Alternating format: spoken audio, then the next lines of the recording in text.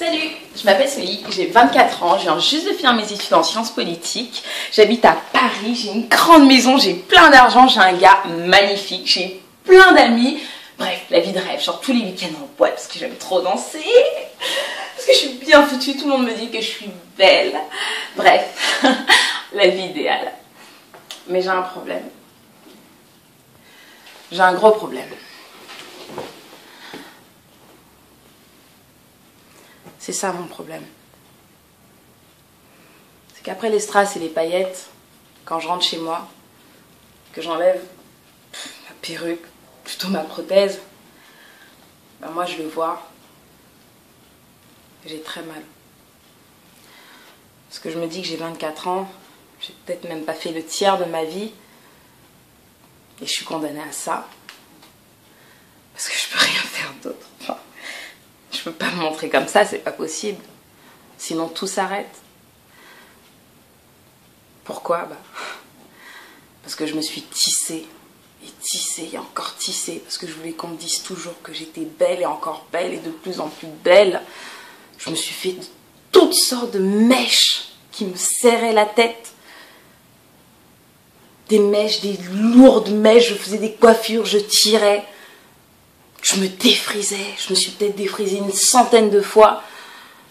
Et je me disais que ça allait s'arranger. Donc j'achetais des crèmes, je dépensais de l'argent pour m'acheter la dernière crème, Dark and Lovely, Dr Miracle, Botanica, de toutes sortes de crèmes pour arranger la situation. Et j'ai fait qu'aggraver la situation. Et aujourd'hui, je suis condamnée. Je suis condamnée à rester comme ça. J'ai pas le cancer, j'ai pas de leucémie. Pourquoi est-ce que je dois me traîner ça tout le temps?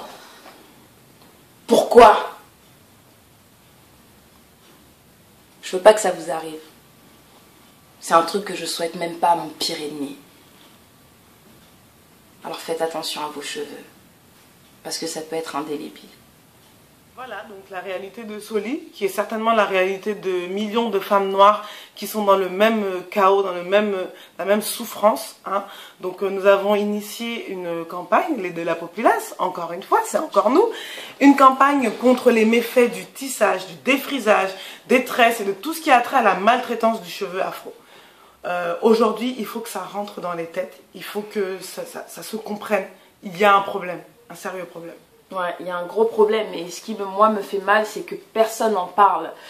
Personne n'a tiré l'alarme pour dire que c'était plus possible, que c'est pas possible que 80 à 90% des femmes d'une communauté noire là se cachent les cheveux, s'arrachent les cheveux, se font du mal avec des produits chimiques, avec des tractions répétées.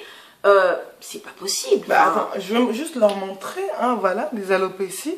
Hein, malgré que ça fasse des mois que je sois devenue naturelle, j'ai toujours un problème pour faire pousser mes cheveux de devant à cause des tractions. C'est des problèmes de millions de femmes. Voilà. C'est pas juste moi avec mon problème et son problème, c'est des millions de femmes, c'est nos mamans. Des fois, il y a des mamans quand on voit leurs cheveux, mais ça donne envie de pleurer. C'est des enfants qui commencent à être chauves à 10 ans, 11 ans. Mais c'est grave! On est clairement dans un déni. On est dans une souffrance. Dans un gros déni! Un gros déni. C'est-à-dire qu'on se dit, non, mais j'ai juste envie de changer de tête. Non, mais je fais ce que je veux. Oui, bien sûr, tu fais ce que tu veux. Là, tu fais ce que tu veux. Il n'y a pas de liberté, non? Quand tu te caches la tête sous des tonnes de mèches, et quand tu te défrises, tu te brûles, tu te rends le cheveu tout plat. Nous avons des cadavres de cheveux sur la tête. Ouais. C'est pas des cheveux, non. Ce sont les cendres. C'est comme quand on brûle, ce qui reste, c'est ça. Et aujourd'hui, il faut qu'on arrête de faire semblant. Moi, en tout cas, je ne veux plus faire semblant. Quitte à brusquer ou blesser ou piquer ou énerver les gens, moi, je suis pas là pour faire plaisir.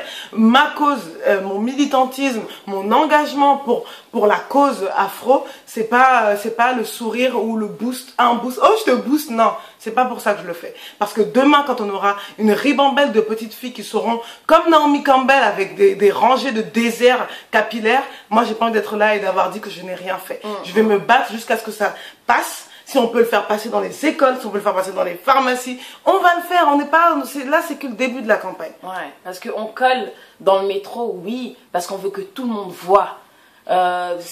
Il y en a qui pensent qu'on devrait laver notre linge sale en famille, alors que non, quand il y a des petits concernés, des petits de 3 mois, on m'a défrisé les cheveux à l'âge de 3 ans, 4 ans, on me mettait déjà des produits chimiques sur la tête, et je sais que je suis très loin d'être la seule. Donc il faut tirer l'alarme. Donc pour que ce soit vu ou non par tout le monde entier, on le fera pour que ça s'arrête.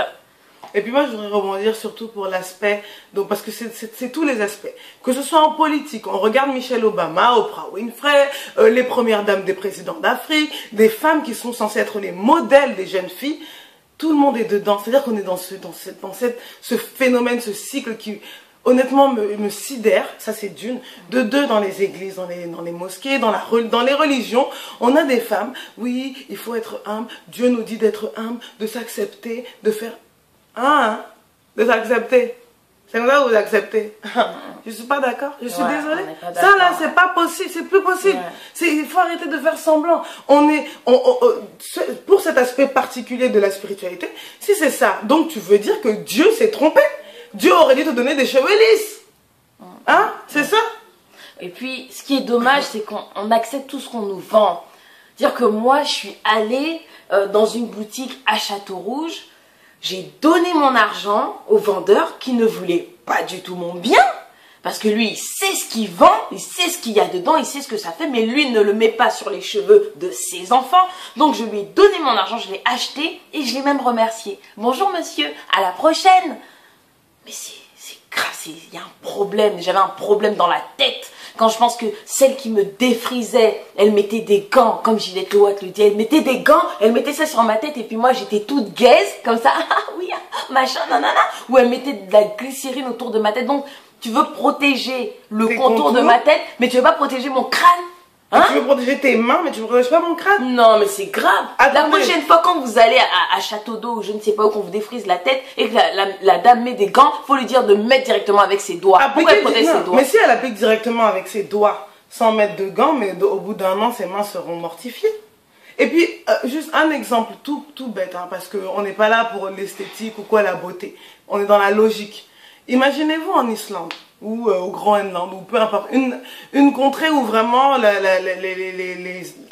les blancs, les caucasiens sont majoritaires. Et qu'un jour, toi, noir, tu te réveilles, hein, tu ouvres la porte, paf, tu sors et tous les blancs, hein, 90% des blancs, ont des tissages de cheveux crépus, ont des rajouts, des fausses perruques avec des tresses, tout le monde, et à partir de ce moment-là, pendant toute la vie, jusqu'à l'éternité, tout le monde reste comme ça. Ouais. Tu vas pas faire comme ça? Ouais. Tu vas faire ça? Ce serait vraiment ridicule. C'est plus que ridicule. Faut qu'on se réveille. Parce qu'il faut savoir que les perruques à la base, ce que moi j'ai sur la tête, c'est pour ceux qui ont la leucémie, les cancers, ceux qui ont des maladies qui sont peut-être en phase terminale. Et les films. Mais une prothèse. Une fille qui est en bonne santé, qui a 24 ans, qui met une perruque parce qu'elle s'est abîmée la tête ou qu'on lui a abîmé les cheveux. Mais vous tirez la larme, il y a un problème. Pourquoi vous n'en parlez pas? Discutons entre vous. Quand vous voyez des petites filles qui sont dans la rue qui ont des cheveux abîmés, parlez à ses parents. Parlez-lui. C'est pas normal. On ne peut pas attendre que les autres fassent le travail à notre place. C'est à nous de faire ce travail. Parce que c'est la femme noire. C'est notre population qui se détruit à petit feu. On a besoin de vous, on a besoin de tout le monde, on a besoin des... On n'a pas besoin de boost, ouais, c'est bien, c'est super, on n'a pas besoin de ça. Non, on n'a pas besoin de ça, si c'est boost, on a déjà du boost, on se booste, on se booste entre nous. Je te booste, tu me boostes, on se booste. Non, donc de toute façon, je vais donner juste un dernier mot. La campagne qu'on a commencée dans le métro, dans Paris, dans les rues, n'est que le début. Non seulement on va la continuer ici, on va la continuer en Afrique, on va aller parler aux gouvernants, on va aller avec des études, on va aller parler. Il faut que le défrisage déjà soit perçu comme quelque chose de nocif, comme là on parle de la cigarette, c'est pareil, c'est pas bon. Parce que j'aimerais insister sur un point. Non, mais ça m'énerve. Si ça concernait les populations dominantes et pas seulement les noirs, croyez-moi que le défrisage aurait été éradiqué depuis très longtemps. Mais là, il est vendu dans les supermarchés, dans les grandes surfaces, les grandes marques, dans le métro, des grandes affiches, des trucs qui nous détruisent la tête, qui nous brûlent.